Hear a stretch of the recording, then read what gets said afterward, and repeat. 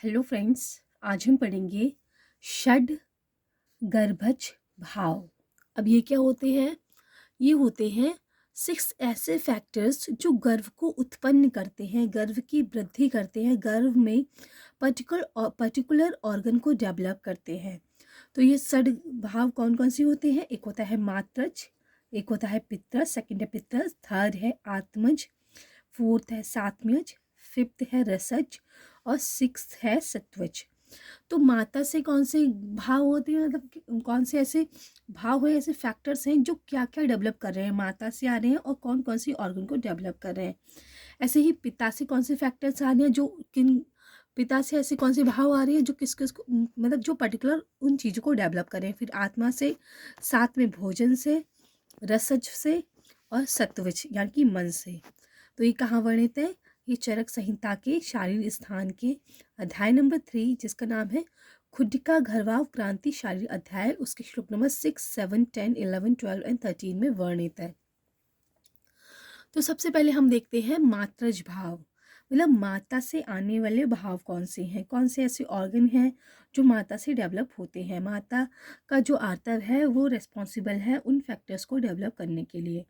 तो सबसे पहले है त्वक यानी कि त्वचा, लोहित यानी कि रक्त, मांस यानी कि मसल, मेद यानी कि फैट, नाभि यानी कि अम्ब्लाइकस, हृदय हार्ट, क्लोम यकृत यानी कि लीवर, प्लीहा यानी कि स्प्लीन, ब्रक यानी कि किडनी, बस्ती यानी कि यूरिनरी ब्लैडर, पुरीषाधान, अमाशय, पक्वाशय, उत्तरगुद, अधरगुद, क्षुद्रांत, स्थूलांत, बपा, बपा बहन।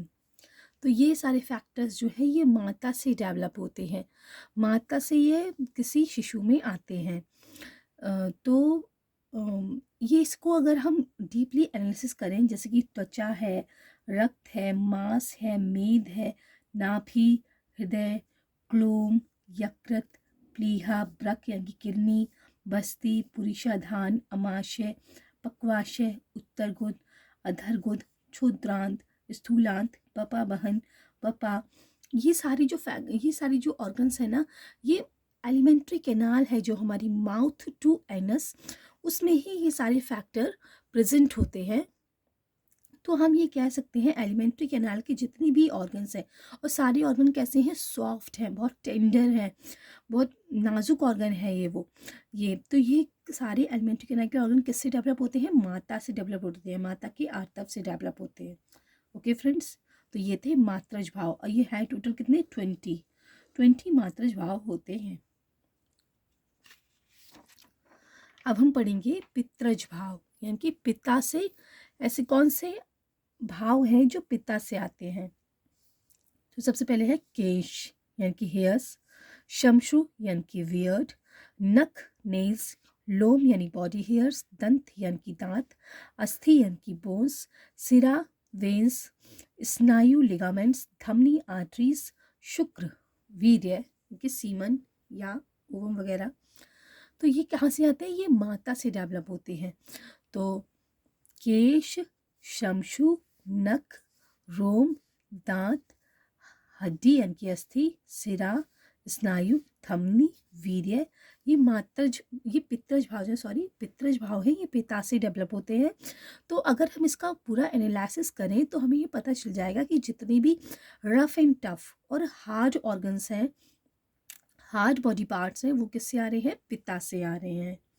ओके फ्रेंड्स, अब हम आते हैं आत्मज भाव, यानी कि आत्मा से उत्पन्न होने वाले भाव। तो इसकी श्लोक देखते हैं।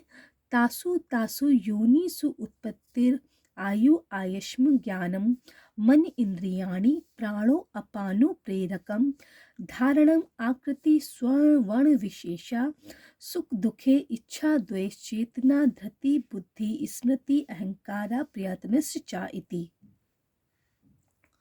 तो उन विभिन्न योनियों, कभी मनुष्य, पक्षी आदि में उत्पन्न, योनि सु उत्पत्ति, तासु तासु भिन्न भिन्न योनि में उत्पन्न होगा, मतलब जो आत्मा है, आत्मा की वजह से ही जो मनुष्य होता है वो भिन्न भिन्न योनि में डेवलप होता है। कभी मनुष्य बनता है, कभी पक्षी बनता है, कभी पशु बनता है। तो ये किसकी वजह से होता है? आत्मा की वजह से होता है। यह आत्मा का भाव इसमें इन्वॉल्व होता है।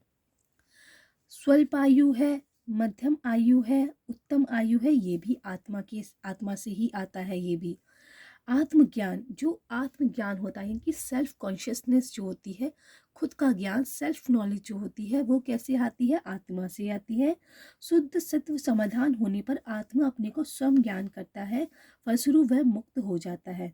जब शुद्ध सत्व ज्ञान होता है, समाधान हो जाता है, अपने मन का ज्ञान हो जाता है, तो आत्मा खुद को ज्ञान कर लेता है कि वो क्या है, मनुष्य क्या है, कैसा है, उसको अपना ज्ञान हो जाता है और वह मुक्त हो जाता है। तो ये किससे आता है? आत्मा से आता है। जब आत्मा का खुद को ज्ञान हो जाता है, आत्मज्ञान हो जाता है। अब आते हैं फलस्वरूप वह मुक्त हो जाता है। मन, इंद्रिया, प्राण और अपान वायु का प्रेरण कौन करता है? आत्मा करती है। उनको रोकना और मन एवं इंद्रियों को प्रेरण करना, अपने विषयों में लगाना, उनको रोकना, तो ये किसके हैं भाव? कहाँ से आ रहे हैं? ये आत्मा से आ रहे हैं। तो इंद्रियाणि प्राण अपान प्रेरकम धारण आकृति स्वर्ण वर्ण विशेषा। अभी इससे पहले थोड़ा देखते हैं। किसी भी विषय को मन में अधिक काल तक स्थायी रखना, मतलब कोई भी विषय हमारे माइंड में कब तक रहता है, हमारे मन में, दिमाग में कब तक रहता है, ये किसका काम है? आत्मा का काम है कि कितने कितने दिन तक हम उसको अपने माइंड में रिटेन कर सकते हैं। शरीर की आकृति, स्वर्ण वर्ण, यानी कि गौर श्याम की उत्पत्ति, ये किससे होती है? आत्मा से होती है। जो स्वर, जो मनुष्य की वॉइस होती है, जो वर्ण, उसका कॉम्प्लेक्शन होता है, ये सारा फैक्टर्स किसके होते हैं? आत्मा के होते हैं। और सुख दुख, इच्छा द्वेष, चेतना, धृति, बुद्धि, स्मृति, अहंकार, प्रयत्न, ये भी सारे आत्मज भाव हैं, आत्मा से उत्पन्न होते हैं। तो धृति, बुद्धि, स्मृति, अहंकार, प्रयत्न, ये सभी आत्मज भाव होते हैं। ओके फ्रेंड्स, अब हम आते हैं सात्मज भाव पर। मतलब जो जो स्त्री है, गर्भिणी है, वो जो आहार जो उसके लिए साथ में है, अगर वो आहार वो लेती है गर्भ अवस्था में, गर्भ काल में, तो उससे कौन कौन से फैक्टर्स डेवलप होते हैं वो हम देखेंगे। तो सबसे पहले है आरोग्य। आरोग्यता आती है सात्विक भाव से। आलस्य, आलस्य रहित रहता है। अलोपतम, लालच नहीं करता है। इंद्रिय प्रसादा, मतलब इंद्रियों की प्रसन्नता रहती है। स्वर्ण वर्ण बीज संप्रहर्ष, तो स्वर वर्ण और शुद्ध एवं गुणयुक्त शुक्र का होना। स्वर्ण वर्ण और शुद्ध एवं गुणयुक्त शुक्र का होना। तो स्वर किसमें था? आत्मज भाव में था। वर्ण आत्मज भाव में भी था। और शुद्ध एवं गुणयुक्त शुक्र का होना, ये किससे होता है? सात्मज भाव से होता है। प्रत्येक काल में आनंद की अधिकता रहती है और ये सात्मज भाव होते हैं। ओके फ्रेंड्स, अब हम आते हैं रसज भाव पर। रसज भाव कौन से होते हैं? शरीर से अभिवृत्ति प्राण अनुबंध तृप्ति पुष्टि उत्साह च इति। शरीर को उत्पन्न करते हैं। रस क्या होता है? जो आहार हम जो गर्भिणी आहार इंटेक कर रही है, उससे जो आहार रस बन रहा है, उसके कौन से भाव होते हैं? तो रसज भाव होते हैं। शरीर को उत्पन्न करता है क्योंकि वो उसे न्यूट्रिशन देगा, शरीर को बढ़ाएगा क्योंकि न्यूट्रिशन मिलेगा तो शरीर की वृद्धि होगी। शरीर से प्राण संबंध रखता है क्योंकि जब तक न्यूट्रिशन है तब तक गर्भस्थ बालक जीवित रहेगा। और अंग प्रत्यंगों को तृप्त करता है, जैसे ही फूड वो रस गर्भस्थ बालक की शरीर में जाएगा, गर्भस्थ बालक को तृप्ति होगी, अंग प्रत्यंग तृप्त हो जाएंगे और पुष्टि होगी और उत्साह रखता है। ये किससे होते हैं? ये रसज भाव है। ठीक है, अब हम देखते हैं सत्वज भाव। सत्वज भाव यानी कि जो मन होता है उससे जो भाव उत्पन्न होते हैं। तो सबसे पहले भक्ति, शील, शौच, द्वेष, स्मृति। स्मृति किसमें था? स्मृति आत्मज भाव में भी था और स्मृति सत्मज भाव में भी है। मोह, त्याग, मात्सर्य, शौर्य, भय, क्रोध, तंद्रा, उत्साह। उत्साह भी हमने सत्वज रसज भाव में भी देखा था।